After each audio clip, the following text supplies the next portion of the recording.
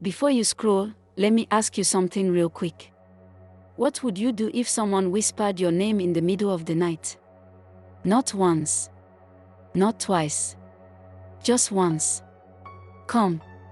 Soft. And deadly. Would you answer? Because in one village in Oyo State, one word can be the difference between life and death. There's a small village in Oyo State. Tiny. Peaceful. Tucked away in silence like it was hiding from the world. But there's one rule in that village: never go outside past midnight. Not even to pee. Not even for air. Because of her. The one that whispers names. They say she only calls once. If you answer, you follow her. And no one ever sees you again. I didn't believe any of it. Not until we went there for my grandmother's burial. My mom insisted we all go. So I followed her, along with my 2 younger siblings and our cousin, Ted. We arrived during the day. The house was old, the compound large but swallowed up by thick bush on all sides. The air felt heavy. Still, the first night was fine. Nothing strange. Just mosquitoes and darkness. But the second night, that's when everything changed. That night, the wind was cold, unusually cold. No electricity. No sound. Just frogs croaking, and the occasional chirp of restless crickets. Everyone else fell asleep quickly. But me. I couldn't sleep. I kept tossing and turning. The air felt thick. Unsettled. Then, at exactly 1:47 a.m., I heard it. A voice. Calm. Soft. Too soft. Yowanda. I froze. It was my name. Clear as daylight, but there was no one there. I sat up slowly. Ted was sleeping right beside me, breathing peacefully. Then I heard it again. Yowanda. This time, it came from the window. My heart was beating in my throat. I tiptoed to the window and peeked out. Nothing. Just darkness and the thick bush outside. No movement. No footsteps. No sign of anyone. But as I turned away from the window, I heard it again. Only this time, it came from inside the room. Yowanda. I screamed. Ted woke up, startled. Seconds later, my uncle burst in with a torchlight. He asked what happened. I was shaking.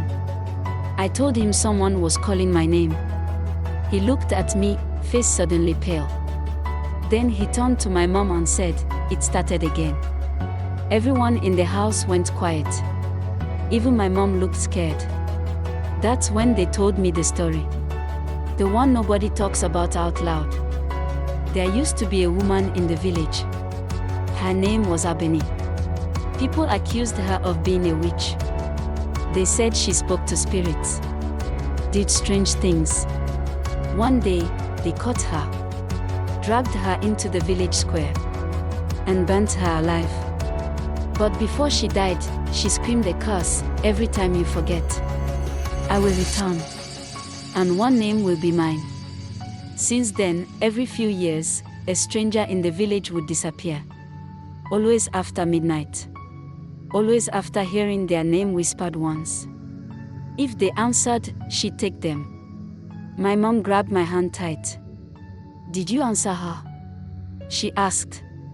I shook my head. But I lied. The first time I heard it, I whispered, "Yes." It was barely audible. Like an echo. Maybe she didn't hear. Or maybe she did. They didn't take any chances. They rushed me to the village shrine. To sleep there for the night. That's where I met Baba Odo, the old village priest. His hut smelled of herbs and ashes. He poured something cold on my head. Then said something in a language I didn't understand. Then he spoke. "She didn't take you. Someone else answered on your behalf." My eyes widened. "What? Who? He looked at the shrine's wooden gate. She called your name. But someone else said yes. The next morning, we found Ted. He was lying stiff. On his back. Eyes wide open. Mouth slightly open, like he was trying to speak. But no sound came out. He never woke up. My uncle was crying. Mom collapsed on the floor. They said he must have heard her too. And when I didn't answer, he did. Your wonder's not answering. I will. That's all she needed. Just one yes. We buried him the same day. Fast. Quiet. No ceremony. As we packed to leave the village, I couldn't stop crying. Guilt wrapped itself around my chest. It was my name. It should have been me.